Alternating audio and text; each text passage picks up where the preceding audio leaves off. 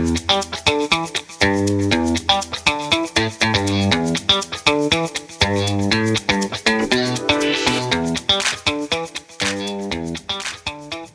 dads, and welcome to the Dad Nation podcast. My name's Jason Braun, co-host of the podcast, and my co-host Matt is on spring break with his family, so I think that's deserving of a little break. So giving him a pass this month, but I'm not alone, and I will introduce my co-host for this month in just a minute. But if you're a dad, this podcast is for you. This podcast was started really in response to the feedback of dads over 15 years that attended dad camp and said that, we recognize that we've got no more important job than being the best dad that we can be. And so what else can dad camp do to help me win at being a dad? And so if you didn't know, dad camp is the parent organization of this podcast. And our mission is just to build stronger fathers who build stronger families, believing that when you reach a dad, you reach a family. And our strategy all these years is to achieve that. Mission is to create life-changing father-child experiences.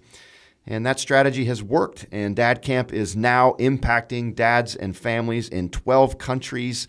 And this year we'll be in 10 locations across the USA.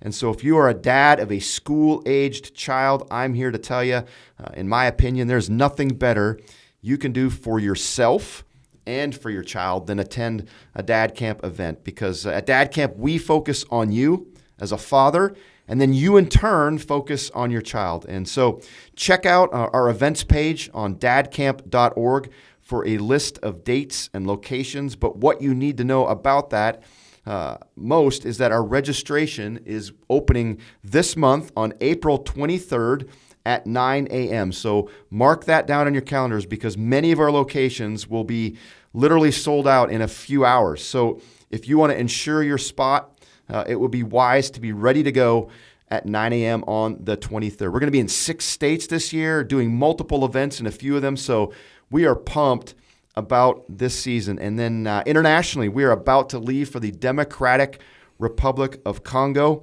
to serve dads and families there. And my co-host this month is one of my teammates for that trip and is our newest full-time Dad Camp staff member, the one and only Derek Gillam. Derek, so we just welcome to the podcast, and more importantly, we just want to welcome you to Dad Camp. And I just thought, as we get going, your story is unique. It's another faith-filled, leap of faith type story. You've made the jump from the corporate world to ministry to join our team, and I just wanted for you to answer the question, why? What was it? What made you make this jump? Yeah, thanks, Jason, for the introduction, and certainly glad to be here filling in for Matt. And yeah, that journey of leaving the corporate world and joining the Dad Camp staff, really a lot of reasons for sure. I think, initially it was fulfilling a calling and wanting to be obedient to God leading me out of my previous role. I had a good job in a great company, and I could have stayed there comfortable and been serving the staff that we had, but being affirmed in God's call to join the ministry has touched a core part of who I want to be as a man, and that's certainly to be the best dad I can be to my kids. So now I get to be a part of that mission to help build a world with strong fathers, and really who wouldn't want to sign up for that? So super enticing to join that. And then the team here is great, and I'm excited to get to be able to do the work that we're doing. I just thought the other day, I was leaving the office, and I thought the other day, the next time someone asks, because you join a new position and someone's going to ask you by chance, hey, how's the new job going? Yep. And I really thought, I'm excited to tell them I'm actually loving it. So somebody asked me the next day, and I said, yeah, I just thought about that yesterday. What can I say the next time somebody asks me that? And I can honestly say I'm loving it. So certainly glad to be here and glad to be a part of the podcast today. So Derek is going to be, we've kind of found a title for him. We were thinking, what's your title anyway? What's it going to be? But he is going to be our director of organizational development. So we're excited about how he's going to play a role in helping Dad Camp, move towards our vision of being in 25 countries and 25 locations in the next 10 years by helping us, establish and build our staff both internationally and then internally because we're growing and we're getting more complex. And his skill set is one to help us do that. And, I just love, your story of just feeling a tension and a burning and a yearning to be in ministry for many years. I can relate. That was Sure. something that I had in my life for 7 years before God kind of opened that door. And, I know what that frustration feels like. I know what that yearning feels like. And I know what that waiting period feels like. And so it's exciting for me to have, a new teammate that has that in their story and has been said, you know what? I see the door is now open, and I'm going to take that leap of faith, and we're excited about, just what God's going to do in and through you and as part of this and as we kind of take this adventure together. So yeah, great. Yeah, I was just thinking, I was unsettled for sure. It was never felt like, man, I'm being disobedient to God's calling on my life, but always felt unsettled. And for really to God, that was in 2004. I remember having that calling. So here it is, 18 years later, I can finally walk into, through that 18-year journey of God preparing me for what this role is going to be. So really super excited to be a part of that and really to see what God has in store for us. So awesome. So just a quick update. Last month, if you listened, we gave you an update on our partners in Ukraine and all that's going on there and ways to give to them. And it was a little complicated, but we that's just kind of how it was set up. But since then, we've made it a little simpler. And if you are feeling led to help support our partners in Ukraine who have become refugee centers and are moving orphans out of the country to safety, they are people that they've become our friends. We've sat in their houses and had dinner with them and prayed with them, and these ministries are the real deal, and they are experiencing tremendous need right now for the things that they're doing, and they're doing incredible work. And so if you would feel led, you can just actually go to our website, and on our homepage, there's a Give to Ukraine button or option that you can do, and we are going to keep that open till April the 9th, and then we'll take those donations and get them directly into the hands of our partners. And so we just want to make it a little simpler, but we feel 100% confident in knowing where these funds are going and what they're going to. So we're going to jump in to this month's conversation, and I was thinking that this is the 13th episode of this podcast. So this kind of marks, because we're a monthly podcast, this marks the beginning of year 2. And if you look at the history of podcasts and how podcasts work, they rarely get past. Usually people get them started and they run 5 to 7, and then they're like, I'm not going to keep up with this, or for whatever reason, they don't usually get past at least 10. And so we feel like we're just getting started. The momentum's is coming. And this next year, we're going to really venture into trying to get guests on the podcast at different times and try to evolve that way. But just excited about how God's using this podcast, and we love doing it. And so year 2, here we go. And so we are still, though, we've been using a book called The Dad Difference. It's kind of a point of reference to kind of generate conversations. And I've loved it. It's been a fantastic tool. Highly recommend the book, The Dad Difference, The 4 Most Important Gifts You Can Give to Your Kids by Pastor Brian Loritz. And we have touched base this past year on 3 of those gifts. And now we're going to venture into the last of the gifts that the book goes into. The first 3 gifts were relationship, that, the gift of relationship, that, relationship is influence, and that, that's, as the critical gift that we pass on our kids is that gift of relationship. And then that moved into the gift of integrity, and how we pass on integrity, how we model it, how we, make that a core value in our family and teach that. And then the third gift is actually teaching. How do we pass on this gift of teaching through, we pass on experiences. How do we discipline? How do we, use the gift of teaching to form and mold our kids? But it's something intentional that we have to do. And it's so important that we pass on. And that leads us into this 4th gift, and it's the gift of experiences. And as I thought about the first 3 gifts and then thought about this gift, Derek, I was like, how do you even give the first 3 gifts outside of the gift of experiences? I was thinking the same, that through these experiences, you're going to model and teach those first three gifts. Right. So Experiences, we build relationship. Through experiences, we model and show integrity. The experiences, we teach things. And so it's almost like it's the fourth one we're talking about, but it's really the one that everything else happens inside of them. Yep. And and I know that every day is an experience. Every moment is an experience, and that's not what he's conveying here, the point here. And we're going to get into two specific types or ways to give experiences to our kids that in his opinion, and even in our opinion, we would agree that are so important to give to our kids. But there's actually 4 chapters in the book on experiences. So we're going to spend 2 or 3 episodes talking about this. And but at the beginning, he makes this quote, and I thought it would set it up really well. But he says, "Great fathers place a premium on giving their children the right kinds of experiences over gifts.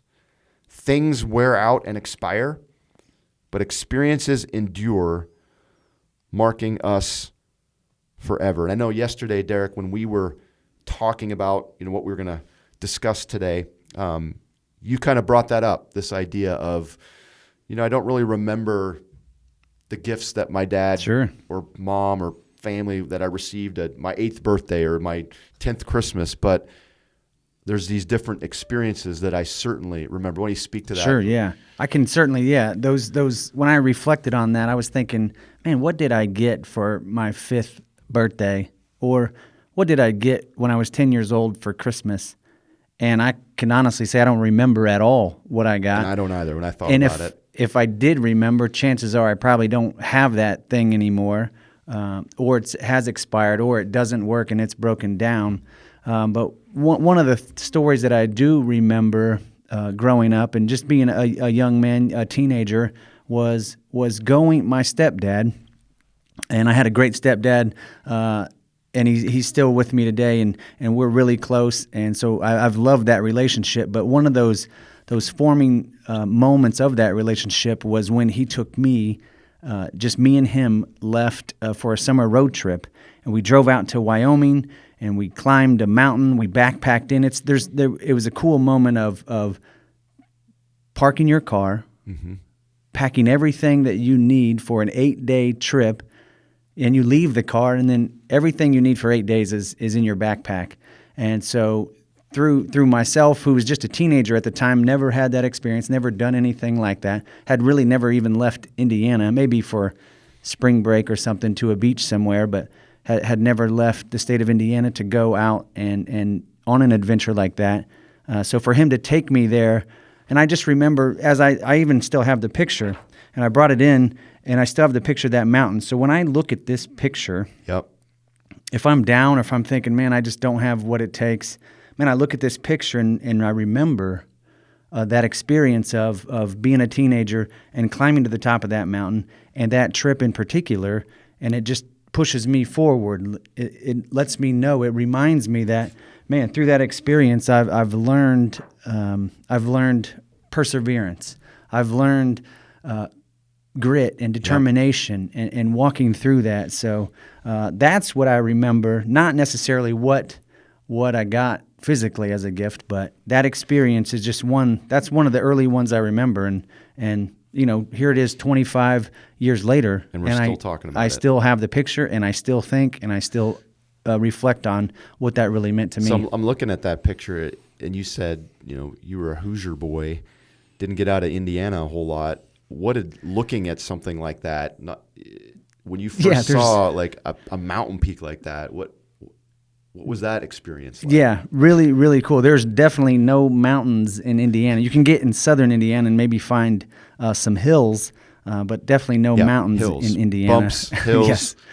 Yes. Just the majesty of it, it made me reflect on, man, this is an awesome, cool creation, and this is bigger and something more than I've ever seen or been a part of. So how are we really gonna get up there? I'm a teenager. I don't know what I'm doing, and so through that relationship and through what those experiences that he took me on that trip, man, learned so much and really started to form who I became and who I am as a man today. So I know I've been watching a lot of March Madness, and there's been a commercial lately they've been showing during this season a lot by Expedia. And he basically, this guy that's kind of the focal point of the commercial, just kind of talks about, like, you know, is it the stuff that you're going to remember? Is it that's important? Or is it, he kind of opens the store onto a beach and there's a family walking on a beach, and he's like, or is it going to be the memories that you create through these adventures that you have, you know, stuff versus, you know, experiences. And, you know, obviously they're trying to get their point across. They're a travel company, but it's true. I mean, like, what are the things that are just really valuable and you really cherish as you get older and you remember, and through that, the relationships that you create and that you forge through those experiences are so important. And so I think the point that, you know, the author was trying to convey here is, you know, what are you doing as a dad to give your dad's experiences, to give your kids to give your dads, to give your dad. What are you doing as a dad to give your kids experiences beyond the everyday experiences of life? Because of course, every moment's an experience, but, you know, are you being intentional to create experiences for your kids, to mark them in some way, to form them in some way? You know, this whole idea of being intentional. And, you know, as I thought about that, for me, it all goes back to, you know, having a vision for your family. Like I've talked about that a lot at different dad camps. It's such a core thing to me.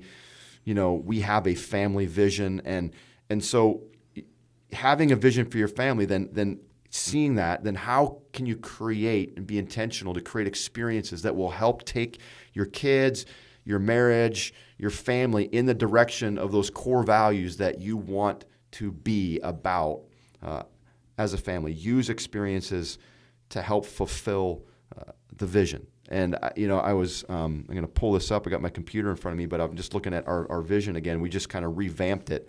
But I'm thinking, you know, our mission as a family is to run the race, just meaning that, you know, God says that this life is a race and to run it with everything you've got. And so we've said, how are we going to run it then? And so we've defined that race and the way that we're going to run it through 5 kind of these ideas of loving always and living wisely and having unwavering obedience, fearless faith. And lastly, we say we're going to act justly, love mercy, and walk humbly. Well, how am I then as a dad helping my kids run that race? How am I creating experiences where we can live wisely and play that out? Like, how am I putting them in moments where they have to say, you know, what is the wise choice? What is the wise thing to do right now? Or how am I putting them in moments where we can act justly as a family, that we can be loving mercy and walking humbly? You know, intentionally looking at, you know, where we want to go, what we want to become, and then creating experiences to help us get there. And so that for me is, as I've thought about this, it goes back to, and I think it helps when you have a vision to kind of play from, that kind of direct then the experiences that you want your kids. Yeah, the author, he gave another good example, and he said the exercise of writing down, he said maybe up to 10, maybe no more than 10, but up to 10 characteristics or traits that you want your kids to be. So write those down. There you go. Just similar to a family vision, right? Write those down of what you want your kids to be and become. And then behind each one of those, put a plan to give them an experience towards that. And that helps just solidify that and reinforce those character traits you really want them to become. That's awesome. Like, maybe if you're listening right now and you're not driving your car, or you're running around busy, you're just kind of sitting and listening. Maybe it's like, push pause right now and write down 5 or 10 things that, you know, you aspire that your kids to be and you want to help them become, and then start putting a plan in motion. It could be a great practical way to, you know, kind of take a step out of this podcast. But he talks about in the book, and that's where we're going to kind of hang out here for these next few minutes on this episode, around 2 ways to create experiences for your kids. The first one is, he says, expose your kids to things that matter. Yeah. Expose your kids to things that matter. He gives an example of taking his son to Honduras on a mission trip. And just then seeing how that experience changed the lens that his son viewed the world through.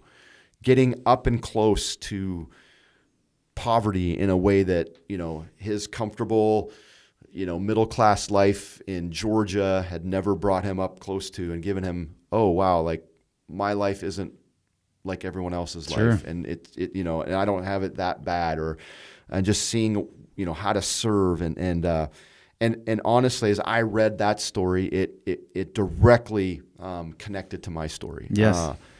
I have found that taking my own kids on short-term mission trips has changed their perspective. It's changed my perspective. Honestly, I've always said, if you've never been on a short-term mission experience of some kind, do it at least once in your life, because you can go through a lot of Bible studies, you can go through a lot of studies about forming and your faith and following God, and through like reading and small group discussions and all that, and that's great. There's nothing wrong, but nothing will change you and transform you more in a short period of time than a short term. That is where you come up and close with it. And I found that I've changed more in a week than months of a study that I've been working on because of some of that value. There is you're thinking you're going to serve and do something, but the more that you do that or that experience, you come back with something more than maybe what you've given. Absolutely. And so, I've taken my kids have gone to Haiti with me several times. My two of my kids have gone to Guatemala. Another daughter's been with me to Northern Ireland. So I've been really intentional in that way of bringing them along and serving along with me and helping them see the world in a different way, and helping them just see people, that are outside of their culture, that, people are people, like, no matter where they are, we're all the same, but we're definitely, why was I born in this zip code? And why was my friend in Haiti? Why was my friend in, doesn't matter what country or where, just even in another part of the United States, why were we born in the zip codes? And the fact that if I was born in a certain zip code over another zip code, I think we have a sense of responsibility to, hey, this is how it is, and so I'm responsible to do something about it. What am I going to do about it? I don't deserve what I have more than anybody else. Like we had no choice into what zip code we were born into, and my kids would say that their faith has been shaped and formed, their understanding of God more on those trips than anything else. And Derek, you just got back from a trip to the DR. Right as you were kind of entering the dad camp world, and you took your son this year on that trip. So what was that like, and why was that important for you? Yeah, sure. So my son is 10, and I've been on a mission trip probably every year or more than once a year for the last at least 10 years of my life. And so this time we've been a great family of experiences for fun, but now that he's starting to understand the world, and I want to expose him to some of those character traits that we're talking about. Hey, what do I want him to do? Who do I want him to become? Mm-hmm. And a part of that is to make sure he's serving others.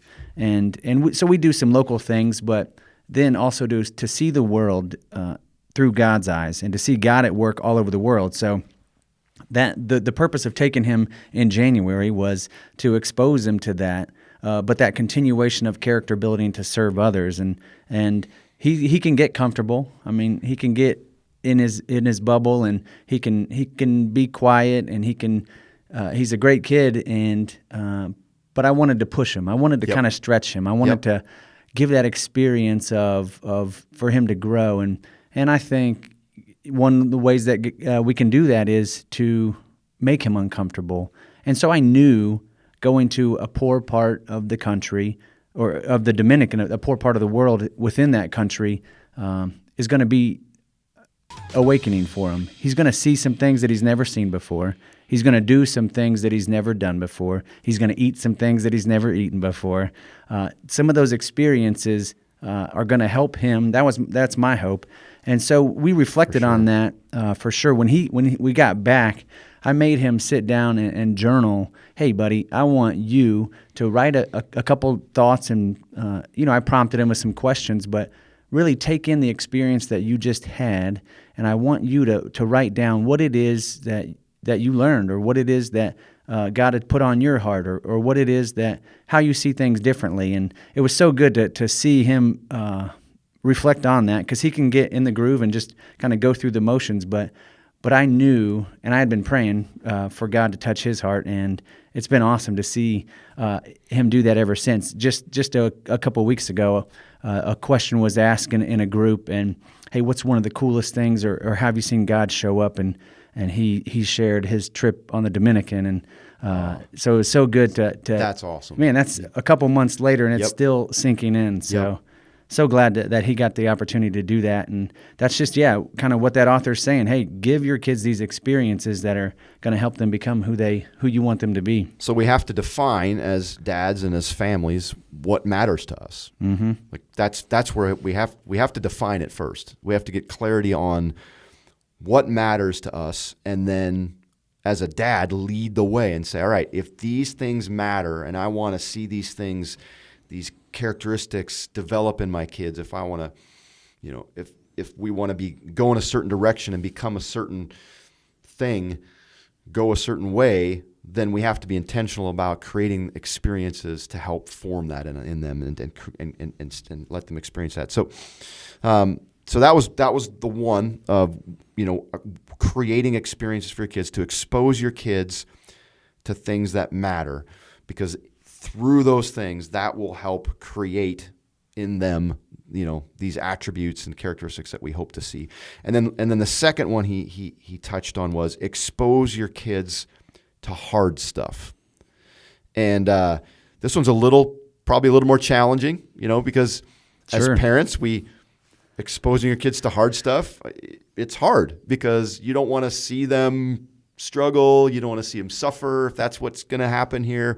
But he said, if we don't, and then our kids have, exhibit some types of entitlement in their personality or whatnot, he goes, then we're guilty. Like he's like, we're guilty of that. If we don't expose them to hard stuff, and they have some of that in them, that's not on them. That's on us, because we didn't expose them to hard stuff to kind of clear that out of them and take some of those attitudes out. So he's like, do hard things, like with your kids, or let them do hard things, and get yourself and your family out of the norms, these comfortable, everyday ways of life. Get outside of that and expose your kids he said, to hard stuff. He said, we create our children's norms. So as dads, we set the tone for what the norm is going to be. There you go. And if you can build into that norm something that's challenging, something that's difficult, something that you may fail, man, the character traits that come behind that, I think if you're intentional about the conversation piece behind it as well, you don't just want them to fail and then never address it or never figure out, hey, what did you learn through that experience? But if you can couple that with that experience, man, they're going to be in such good shape. I know I've read, I can't reference it specifically, but I've read and seen multiple headlines of how this generation that's coming up is really low in the areas of grit and resilience. Yes. And, again, I don't think that's their fault. I think as parents, we've wanted things to be comfortable. We've made things comfortable, and they've grown up in comfortable. And so now as they're getting older and becoming adults of their own, they're kind of lacking in this gritty, resilient, confident kind of place, because we've kind of created and sheltered. And I don't think we give our kids enough credit. And he goes on to say, too, that our kids are a lot more resilient than we think. But often I think we don't allow that to come out of them, because we don't put them in situations to let that foster itself. And so even letting your kids fail, as like to your point though, it's okay to let them fail, and it's important. We learn, I think, so often. I think we learn more in failure than in success. Yeah. But don't just let them fail. Like, talk about, like, what can we learn? Like, talk about what can we do different next time? How can we take a step? Don't bail them out. Don't remove the consequences from a poor choice or, poor decision. Talk about it, explain the why, and then still, allow those consequences to take place. But I was thinking of, some of this exposing your kids to hard stuff, some examples personally. And one was for me as a young kid, my dad was an entrepreneur. I've shared this before. His primary occupation was an auctioneer. And so we had an auction every Wednesday night. And man, I think I was barely into probably 10 years old. And I was, every Wednesday night, I was up front with him as he was auctioning. And I'm working with like grown men and like lifting stuff up and holding it up as my dad is selling it and moving it out when he'd sell it and getting the next thing up. But I was working at an early age. But then he would, I would say, I can't say specifically, but I mean, it seems like almost every year he would take me out of school for a week and take me on one of his trips where he would go and he would buy stuff to sell at the auction, and we'd go on a trip for multiple days, and I would miss school, but I just had to be with him while he worked. It really wasn't that fun. Sure. But he was exposing me to what it looks like to be responsible, to work hard, to work with people, to navigate relationships. At the end of the day, he'd say, hey, we're going to work hard today, but at the end of the day, when we're done, we'll go out tonight and we'll have some ice cream, or, we'll go. We love to find go-kart tracks. That was one thing. Oh, wow. If we were in the area, like hey, there's a go-kart track. So there's always that, like there's that reward at the end of a good day's work that he also showed me. But I didn't particularly, those days were long and boring. I mean, I was a little boy and I'm following him and I didn't have much to offer. I was just kind of following him around and I was not really that interested. But now he exposed me to things about work and showed me work ethic. And he inserted that experience as a norm for your life. Right. Every year. And he had to do he had to go talk to my teachers. I mean, I've never really thought about that. Like, I just like not show up on school. Like, they had to make that. The teachers had to be aware, and they had to set aside homework or different things that I need to stay up on. So there was some work on his end. It wasn't just like, hey, you're going to go on a work trip with me tomorrow, and we're just not going to take you to school. Like, he had to do his due diligence with my mom to make sure that the school was aware, and although so it wasn't simple, but that was important to him.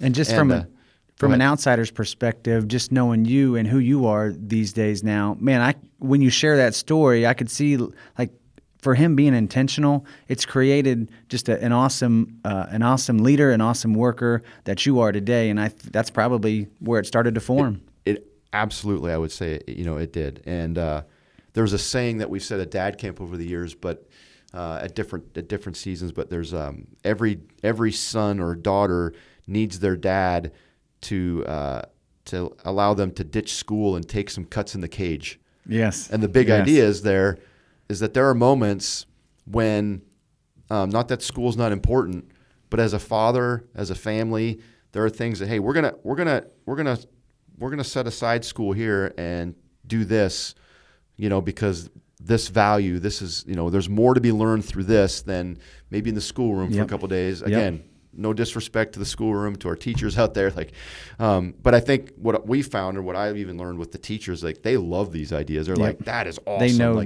they know the formative powers of. And to see a dad pouring into that, knowing what they see in the school system so often, that families aren't engaged with their kids and dads aren't checked in. Like, they think, I've always found it to be very supportive of the teacher staff. So my wife shared an example last night of, we were laughing, and she shared this last year in a talk that she gave. But she was 7 years old, and her dad had her and her brother, who was 11, I believe at the time, plant 2 acres of beans. Wow. Like, think about this: a 7-year-old and an 11-year-old. They had to prepare the ground. They had to plant the beans. They had to grow the crop. They had to harvest, like, pick the beans by hand, Yes. and then sell them on the side of the road. They had to sell these beans. And she's like, I was 7, and I'm like in the heat of the summer, and then like picking these beans, like crying. There's bugs all over me, and I'm just like hating life. But his point in it was partly like, this is the value of work and Yes. responsibility, and but also at the end they had to tithe. And if that's a foreign word to you, that just means giving your first 10% of. They had to tithe to the church they were going to. He was like, he wanted to teach them like generosity and giving and stewardship. And so years later, she's still talking about this, and she hated every moment of it. But if you know my wife, stewardship is a huge part of Yes. who she's become, and a value in our family about how we steward the things that God has blessed us with. And that's something she's adamant about, and she tries to always remind our kids about that now that are young adults, about how they're stewarding, like, now their funds that they're starting to take. So Did she become anyway, a farmer? She didn't. She's not a farmer. Okay, However, yes. That's funny you say that, because she's always wanting, like, hey, I want our backyard. I want to have chickens and cows and all that. And I'm like, no, you don't. Yes. She's like, oh, yes, I do. And they're like, Do you remember? Let me share this story with you. Do you remember at 7 when you had to farm? yeah. So, I think those experiences, her dad wasn't trying to make her into a farmer, right? That wasn't what his goal was behind it, but the goal of stewardship and generosity, that's the intentionality behind it. And Yes. I bet he followed up with those conversations around, this is why we're doing this. Right. And when they're old enough, they can make those connections. I think they're going to learn from example. They're going to see what we do and maybe do the same thing. But again, to reinforce it and to really share the conversation behind it, I think it's just a step that can't be missed or overlooked, to build into that. Hey, this is, again, you were going to share probably, this is the why behind what we're doing. Exactly. Yeah. And that's what I've learned. We were talking about this yesterday. I learned this too late probably, but in my kids' probably high school years, this just really, this whole idea of explaining the why has helped me so much. When there's a decision that's being made or a consequence that's being laid down, and your kids are like, they don't like it, they don't understand it, they may not get it, they think you're just being hard and you're being just unreasonable, to say, hey, let me explain the why. Not just be like, do it because I said so. Because I'm your dad and I said so. Because I'm your dad and I said so, do it.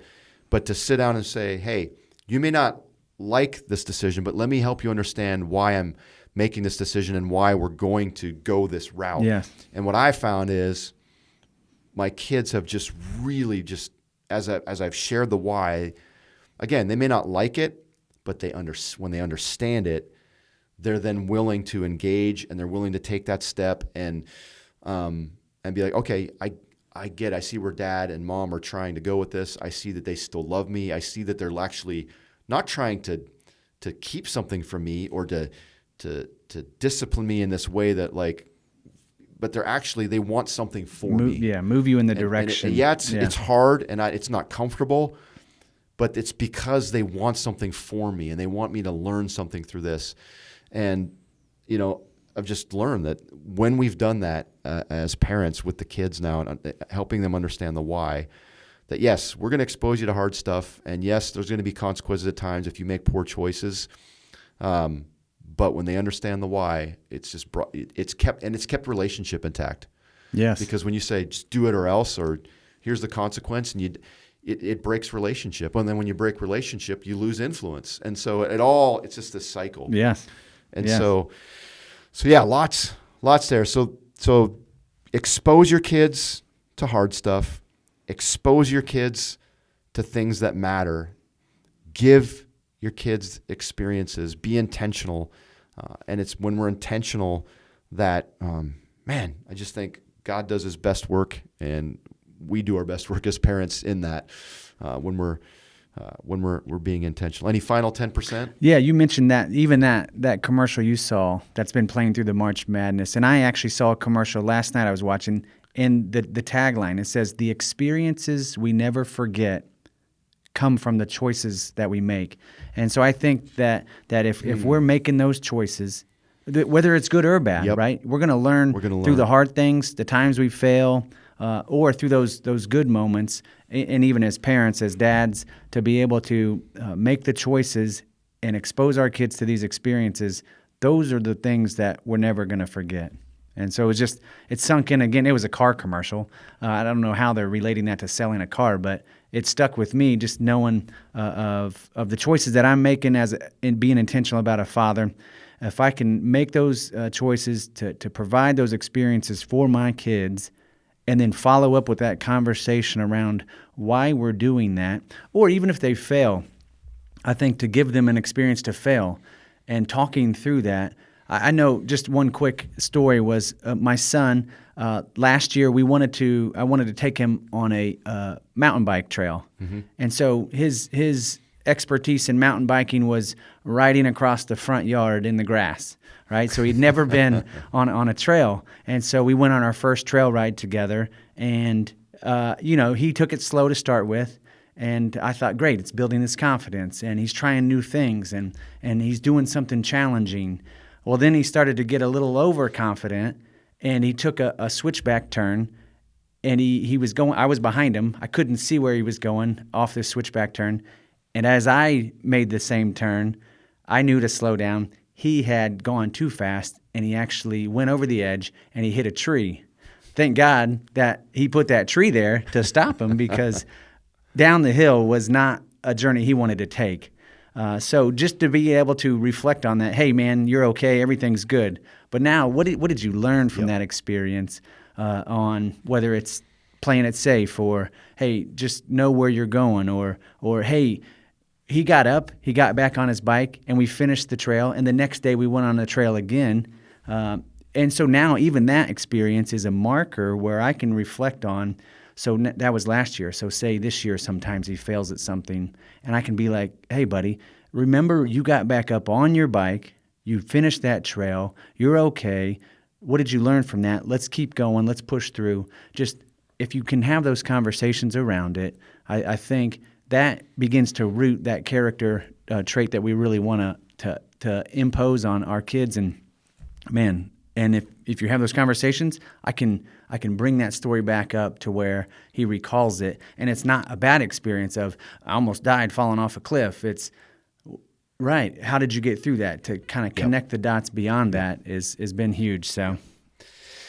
So good. This is good stuff, guys. So this fourth gift, the gift of experiences, put it to work. And so, one of the exercises that Derek talked about, maybe that's what we do, you do right now, is like write down, if you don't have these things in your written down or thought through, think about what do you want your family to be? Who do you want, what characteristics, attributes do you want to see grow inside of your kids? And then write those down and then say, all right, now what am I doing as a dad to help them become those things? Because ultimately we lead the way, and so we need to do it. So as we say all the time, you have what it takes. You do. God wouldn't have given you this privilege of being the dad to your kids if he didn't believe in you. You have what it takes. So go do whatever it takes to be that strongest father that you can be. And so we look forward to being back next month with another episode. We're going to continue this conversation on experiences. But in the meantime, don't forget, April 23rd, 9 a.m. is registration opening for Dad Camp 2022, and you don't want to miss it. Tell your friends. Get them ready to go. I know guys are having breakfast that morning. They're getting together, getting their computers out, deciding what weekends they're going to go to. And when that 9 o'clock bell hits, they are getting on and registering. I think that's an awesome idea. We also have something called the Adventure Series that we is coming really quickly. It's in the middle of May, and we have space for 7 fathers and sons. This is a razor, like an ATV experience with kayaking in the Clinch River, some hiking. It's in Virginia, and so We did one of these last fall. It was awesome. And so we said, we're going to do this again.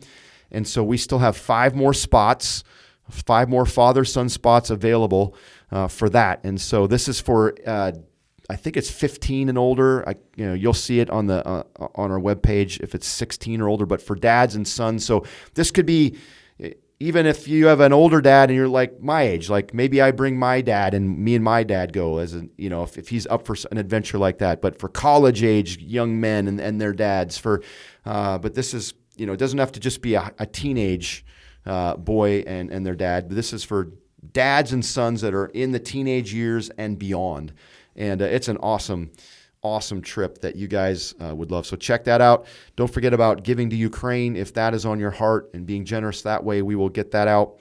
You want to do that before April the 9th. So Derek, it's been good to just be with you this morning, be a part of the podcast. And if you've been listening to the podcast, last thing, and you've never rated it, just go rate it. There's a 5-star rating usually on your podcast on the homepage there on your wherever you use your podcast from. And the more ratings we get on this, the more this gets outside of just our general dad camp community and into the world. And we want this to be a resource for dads, not just inside the dad camp world, but for dads all over the world. And we have had dads in multiple continents listening. But if you would just stop and rate it, that would be awesome. We'd appreciate that. So we look forward to being back with you in a month. Pray for our team in the DRC Congo this month as we head out and serve dads and families there. And we'll see you on Registration Day, 9 a.m., April the 23rd. Take care.